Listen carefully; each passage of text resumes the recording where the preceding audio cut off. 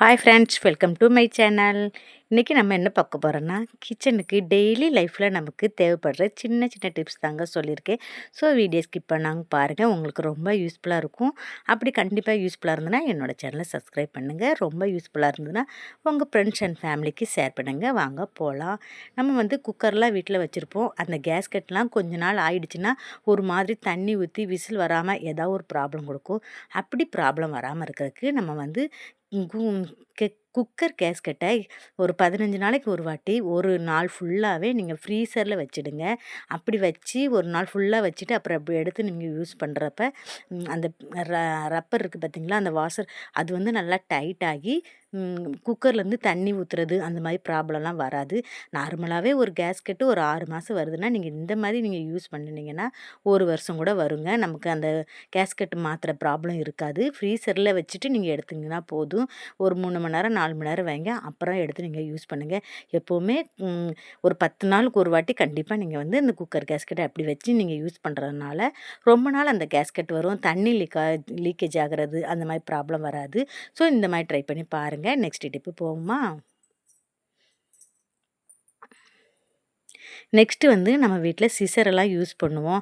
ஏதாவது cover, packet அந்த மாதிரி கட் பண்ணுறதுக்கு நம்ம கிச்சனில் எப்போவுமே ஒரு சிசர் வச்சுருப்போம்.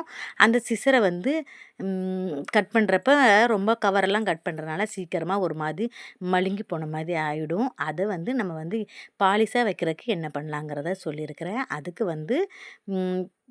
சிசர் எடுத்துக்கலாம். எப்போவுமே நம்ம பால் பாக்கெட்டு அதெல்லாம் கட் பண்ணுறப்ப சீக்கிரமாக தான் போகும். இந்த மாதிரி உப்பு எடுத்துக்குங்க. உப்பு ஒரு கிண்ணத்துலேயோ ஒரு டப்பாவிலையோ எதில் வேணாலும் போட்டுக்குங்க. அதுக்கப்புறமா இந்த சிசரை எடுத்துக்குங்க. நல்லா அப்படியே கீச்சு கீச்சுன்னு ரொம்ப அப்படியே நறுக்கு நறுக்குன்னு அப்படியே சிசரை கட் பண்ணுங்கள். எவ்வளோ தூரம் உங்களால் ஒரு 5 நிமிஷம் அந்த அளவுக்கு நீங்கள் கட் பண்ணுங்கள். அப்படி கட் பண்ணுறப்ப நம்ம சாணம் பிடிச்ச மாதிரி நமக்கு சிசர் மாறிடும்.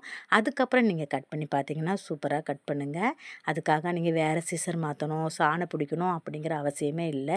நம்ம பாக்கெட்டு, பேப்பர் கட் பண்ணனால சீக்கிரமாக மழுங்கி போகும்.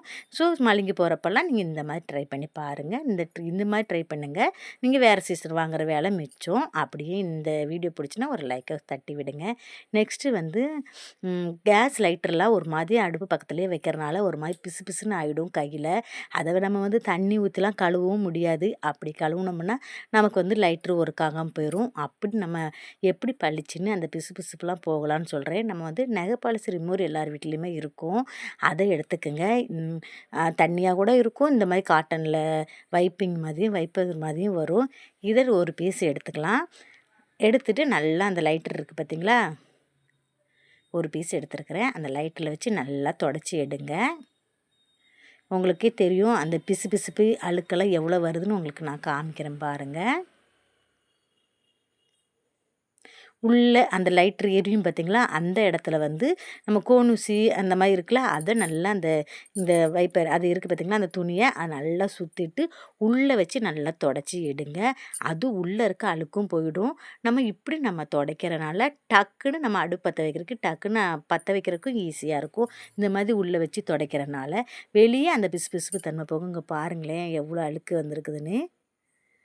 பாருங்கள் இவ்வளோ அழுக்கு இருக்குது பார்த்தீங்களா, இந்த மாதிரி நீங்கள் துடைச்சிக்கங்க. இந்த மாதிரி ஒரு 10 நாளைக்கு ஒரு வாட்டியோ இல்லாட்டி 20 நாளைக்கு வாட்டி துடைச்சிங்கன்னா லைட்ரு எப்போவுமே புதுசாக பளபளன்னு இருக்கும். லைட்ரு நம்ம அடிக்கடி மாற்றுற வேலையே இருக்காது. இந்த டிப்பை ஃபாலோ பண்ணி பாருங்கள்.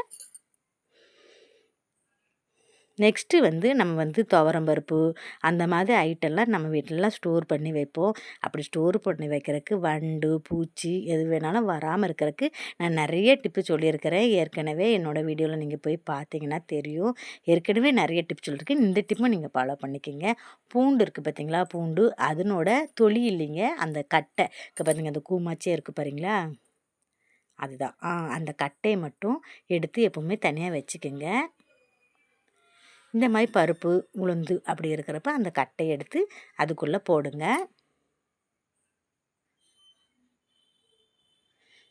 போட்டு இப்படி போட்டு நம்ம மூடி வைக்கிறனால வண்டு, பூச்சி, புழு எதுவுமே வராதுங்க.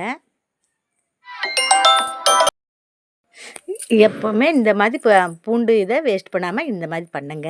இந்த டிப்பை ஃபாலோ பண்ணிக்கோங்க. நம்ம நிறைய டிப் சொல்லியிருக்கோம். இதுவும் ஒரு டிப்பு தான். இதை நீங்கள் ஃபாலோ பண்ணிக்கோங்க. நெக்ஸ்ட் டிப்பை பார்த்துருவோமா? நெக்ஸ்ட்டு வந்து நம்ம வீட்டிலலாம் ஒரு 1/4 கிலோ 100 கிராம் அந்தளவுக்கு நம்ம ஒரு வாரம் 10 நாளைக்கு தேவையான பச்சை மிளகா வாங்கிட்டு வருவோம். அந்த பச்சை மிளகா என்ன பண்ணுவோம், அந்த சோம்பேறித்தனமாக பார்த்து நம்ம அந்த கவரோடு அப்படியே தூக்கி ஃப்ரிட்ஜில் போடுறதோட சரி அப்படியே விட்டுருவோம். அப்படியே விடுறதுனால நமக்கு எவ்வளோ நஷ்டமாகுதுன்னு சொல்கிறேன். இந்த மாதிரி விடுறதுனால ஒன்று ஒன்று அழுக இருக்கும், உடஞ்சது இருக்கும், அதெல்லாம் நம்ம பார்க்காம போடுறதுனால அப்படியே பட்டு அழிவிடும். பச்சை மிளகாலாம் நிறைய அழுகி வேஸ்ட்டாக போகிறதுக்கு சான்சஸ் இருக்குது. நம்ம நல்லா இருக்கிற பச்சை மிளகாவும் சேர்ந்து அழுகிரும். அதுக்கு நம்ம வாங்கிட்டு வந்ததும் கொஞ்சம் சோம்பேறித்தனம் பார்க்காம அதை கொட்டி அதில் இருக்க குப்பை, அழுகுனது, உடஞ்சது எல்லாமே நல்லா க்ளீனாக ஒதுக்கி எடுத்துருங்க. அதுக்கப்புறமா ஒரு பாத்திரத்தில் தண்ணி எடுத்துக்கலாம். அந்த தண்ணியில் இந்த பச்சை மிளகாய் எல்லாத்தையும் அள்ளி போட்டுக்கலாம்.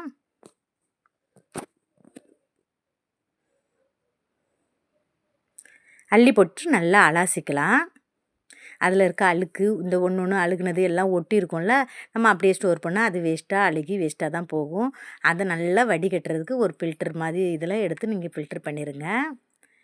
நான் இந்த மாதிரி கூடையில் எடுத்திருக்கேன். இது நல்லா தண்ணி வடிஞ்சிரும். இப்படியே நீங்கள் ஒரு 1/2 மணி நேரம் விட்டிங்கன்னா தண்ணி நல்லா சூப்பராக வடிஞ்சு அப்படியே காஞ்சி போயிடும். அப்படியே லைட்டாக ஈரம் இருக்கிற மாதிரி தெரிஞ்சுதுன்னா நீங்கள் கொஞ்சமாக ஒரு துணியில் போட்டு நல்லா தொடச்சி எடுத்துருங்க. நல்லா காஞ்சிருச்சு பாருங்கள். இனி வந்து நம்ம அந்த காம்பெல்லாம் கிள்ளி எடுத்துடலாம். நம்ம காம்பு கிள்ளுறது எதுக்குன்னா, அந்த காம்பு கிள்ளி வச்சோம்னா ரொம்ப நாள் பழுக்காமல் இருக்கும். ஸோ அதுக்காக தான் நான் வந்து காம்பை கிள்ளி வைக்க சொல்கிறேன். எல்லா காம்பும் நல்லா கிள்ளி எடுத்துருவோம். எடுத்துட்டு இந்த மாதிரி ஒரு டப்பா எடுத்துக்குவோம்.